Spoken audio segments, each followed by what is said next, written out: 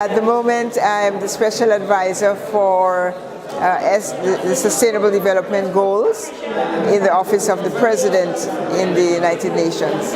I served here at the United Nations from 2009 to 2013 as a permanent representative for Grenada, and at that time my country held the chair of the OECS, the Alliance of Small Island Developing States. So I was concurrently the chair of OECS. And at that time, I should tell you, my background is even before that, when I served in the People's Revolutionary Government of Grenada as a young ambassador. But as Grenada then was an advocate for small island states getting a modicum of justice in the economic sphere, particularly in the World Bank, IMF, issues around cross-conditionalities, concessional support, and so on. So I've had a long, though interrupted, background as a champion for small island states. That was in the early 80s.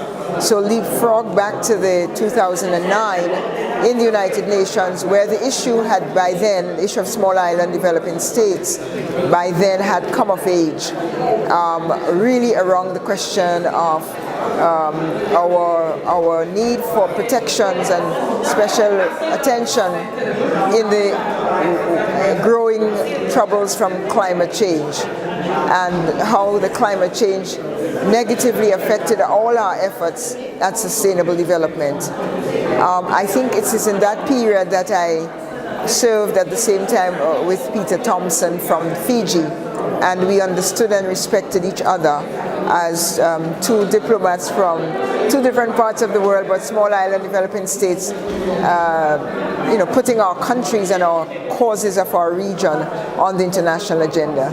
So when he was elected as president last year, I would say on the one hand, he was supported by the Caribbean region, and on the other hand, he said to me anyway that he recalled my work as an advocate, and he wanted somebody to be a champion for the SDGs. And he, the United Nations, as president, he serves the entire General Assembly, 193 countries, and the agenda of the General Assembly is quite expansive: Security Council reform, General Assembly revitalization, migration, human rights issues, everything under the sun.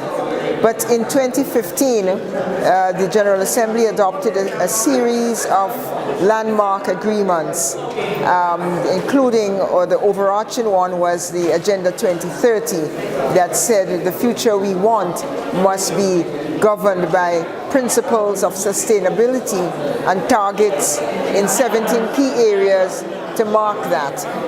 The General Assembly also, or the United Nations system also, adopted a program on financing that development, as well as on the climate change in Paris that same year. So 2015 was an important, pivotal year of landmark agreements for a new post-2015 era.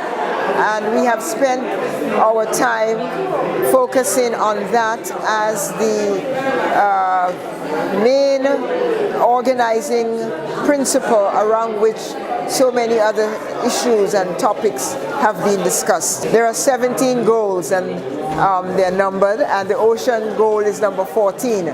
So today, for the whole week, we are having this event on the oceans to put it on the international agenda as a watershed for restoring the life and the health of the ocean, which is in danger because we are polluting it, big and small, but also by looking at how the oceans can be a source of support and livelihoods in a bigger and better and more sustainable way for fishing, for tourism, for transportation, for recreation.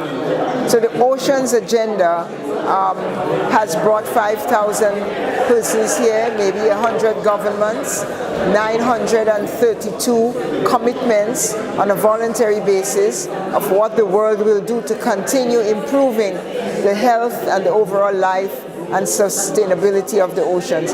So we are very pleased It's a conference, it's a United Nations conference, but it received a huge participation and push from the president, who is a Fijian, and the conference has been co-hosted by Fiji and Sweden.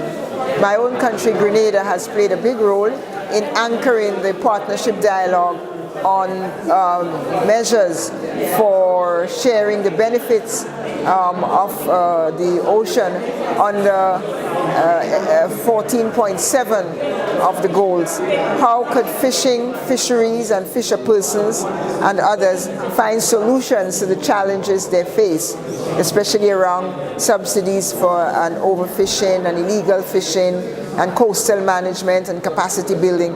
So the conversation has been rather robust for the last 3 days. We still have 2 more days to go, and the whole world is here, and we hope that let me say how proud I am of the Caribbean and the Caribbean's participation. Tomorrow we will mark World Oceans Day. I want to send out greetings to the whole Caribbean, our blue region of the world. We are in the Caribbean on World Oceans Day thinking a lot about the blue economy. How could the ocean economy be a new terrain, not for exploitation and destruction, but to support those who are already involved in it, fishing people and fishing and coastal communities and whole nations all over the region. So happy World Ocean Day 2017. Thanks to all those who keep our oceans healthy. A big shout out to the youth, the young people who clean up the beach, who are doing mangroves restoration, who are getting into fishing, and also who are getting into organic agriculture, so the runoffs from the land will not pollute the fish or kill the reefs. Everybody has a role to play. Thank you all very much, and we are doing what we can at the international diplomatic level to raise awareness, build support, and to go to the next mile.